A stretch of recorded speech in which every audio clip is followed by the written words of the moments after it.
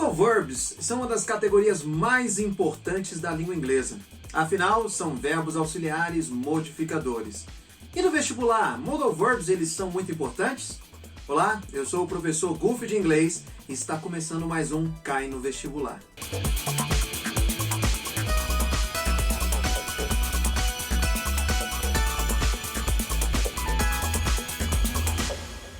Pessoal, o que eu quero que vocês entendam com o nosso encontro de hoje é a importância de alguns verbos para a interpretação, que é o foco da maioria dos vestibulares.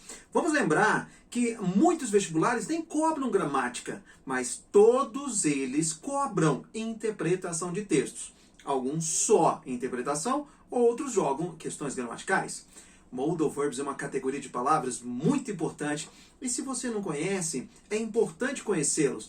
Nós usamos naturalmente alguns verbos auxiliares modificadores. Vou dar um exemplo prático. Pense na língua portuguesa. O aluno pode usar casaco em sala de aula. É diferente da frase o aluno deve usar casaco na sala de aula. Pode e deve são dois auxiliares diferenciados, mas o verbo é o mesmo. O verbo principal é o verbo usar. O que muda é o auxiliar e muda o sentido também.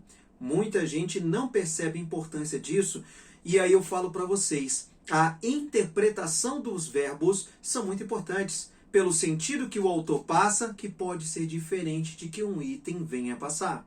Então minha dica para vocês é prestem bem atenção e se vocês encontrarem algum desses modal verbs que nós vamos ver hoje, sempre circule, porque eles podem dar um sentido, um tom diferenciado à frase. Vamos ver? Acompanha comigo aqui. Olha só, nesse exemplo que nós estamos vendo aqui, nós conseguimos ver claramente nessas três frases o exemplo que eu estou mostrando.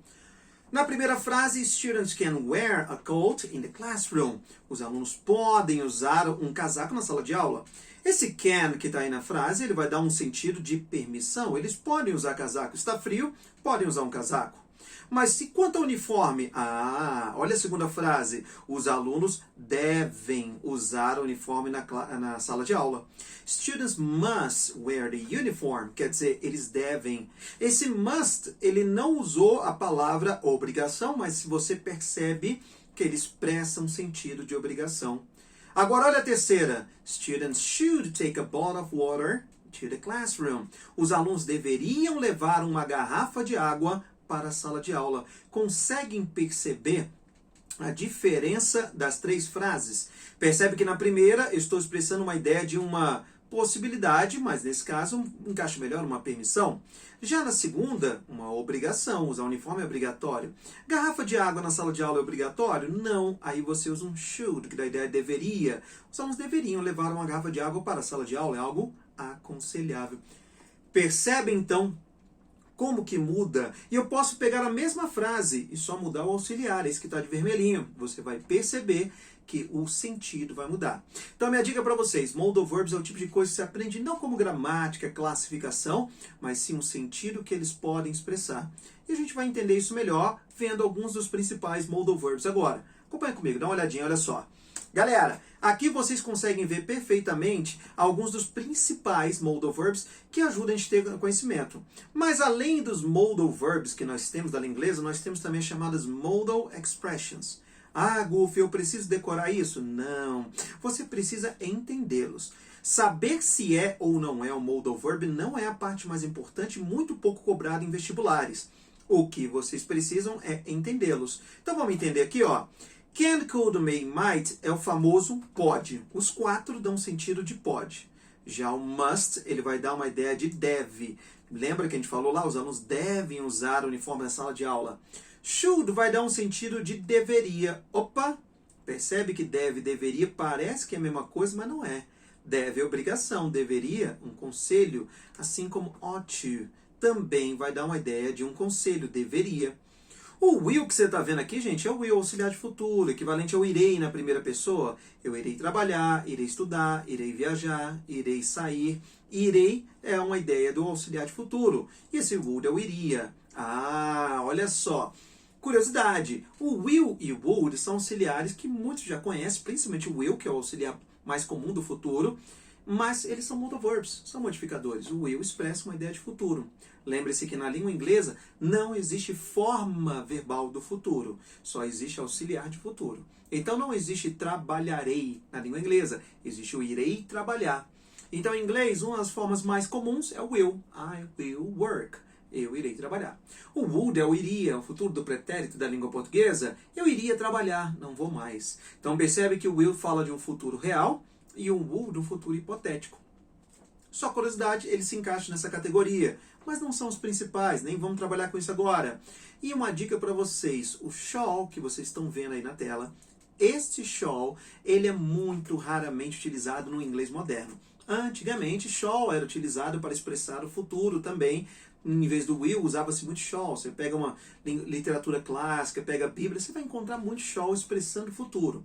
Atualmente, ele é muito literário para se usar no cotidiano, então é muito, muito raro. Você vai encontrar talvez em algum poema, uma música, mas texto não é algo comum de vocês encontrarem. Curiosidade, no inglês moderno, shall é utilizado mais pelos britânicos para expressar uma sugestão. Shall we go? Shall we dance? Shall we study? Shall we vai dar uma ideia de sugestão. Sabe, let's do americano, britânico tende a usar o shall we, beleza? Prosseguindo, vamos dar uma olhadinha aqui, olha só. Galera, aí esses outros aqui, olha só, be able to, ser capaz de, be allowed to, ter permissão, it's likely, esse likely é muito importante vocês aprenderem, que é provável, it's probable, have to, have got to, todos esses que vocês estão vendo aí, são também auxiliares, mas decorá-los não ajuda, o que é importante é realmente vocês entendê-los. Você saber que existem auxiliares que dão ideias semelhantes, se chama de mode auxiliaries. Eles não vão ficar te perguntando se é modal verb, mode auxiliaries, não. Não é importante, não é se ele é uma expressão, mode expression, perdão, né? Não é importante se ele é uma expressão modal ou é um modal verb. O importante é que eles dão um sentido diferenciado à frase. É isso que eu tenho que ficar atento. Olha só. Se eu quero expressar uma obligation, olha aí, ó, eu vou usar quais modal verbs? Eu posso usar o must. Além do must, eu posso usar o have to. Opa! Se eu quero expressar, então, uma obrigação, eu posso usar must ou have to. Vamos lá, levar um documento de identidade para o dia da prova. É ou não é obrigatório? Então, you must take a ID card. You have to take a ID card. Você deve fazer isso. É algo obrigatório.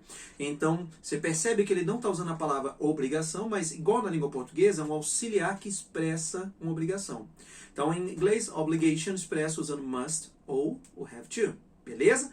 Mas muito cuidado, que este mesmo must que você está vendo aí que expressa uma obrigação, olha só, ele pode expressar uma dedução ou até uma necessidade.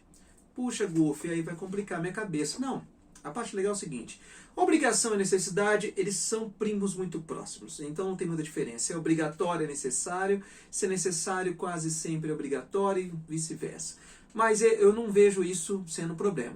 O que eu quero que você diferencie é obrigação e necessidade de dedução. Agora vamos aprender isso. Existe um must que dá a ideia de dedução. Esse que você está vendo aí na tela? Olha aí, ó.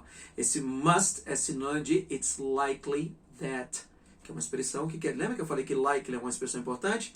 Provável. Dedução e probabilidade, né, são o mesmo sentido. Quando você deduz, você não está dando uma certeza. Dedução é juntar fatos e evidências para chegar a uma conclusão lógica, que não é necessariamente a verdade.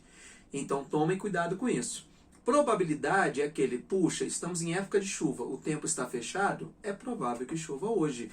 É algo tendencioso a acontecer, grande chance, mas não é certeza. Olha a diferença de você entender o que é um must de obrigação e necessidade e um must de dedução. Esse tipo de questão aparece em alguns vestibulares? Aparece. Ele perguntando, palavra sublinhado, must na linha tal expressa. Você vai ter que interpretar. Isso não é questão de gramática, é uma questão de interpretação. Beleza? Então, entenda isso. Depois você vai entender melhor, que eu vou dar exemplos para vocês. Mas, não confunda o deve, de obrigação ou dedução, com deveria, de conselho. Olha aqui, ó. Se eu quero expressar um conselho, eu vou usar um advice, né? Eu uso should ou ought to. Lembrando que esse ought to que vocês estão vendo aí na tela, gente, é bem estranho, né? Mas ele é pouco usado, porém, mesma ideia de should, dá uma ideia de um conselho. Had better é um conselho, mas um conselho pouco usado, mas ele é um conselho mais enfático. Então, prestem bem atenção. Should e ought to, deveria. Had better é aquele, é melhor você fazer isso, de se você não fizer, pode ser um problema. O que você precisa entender é que não adianta decorar qual o significado, porque depende do contexto. A minha dica é tenha noção dos sentidos que eles expressam, como na língua portuguesa, e cuidado com a interpretação. Algumas provas gostam de cobrar o modal verb tal expressa. O que você vai fazer? Interprete o contexto e a construção. Não adianta decorar, tem que saber interpretar. Modal verbs são muito importantes e aparecem em textos e itens. Vamos ficar atento com eles. Eu sou o professor Gulf de Inglês, estamos chegando ao final de mais um Cai no Vestibular. Até a próxima, galera!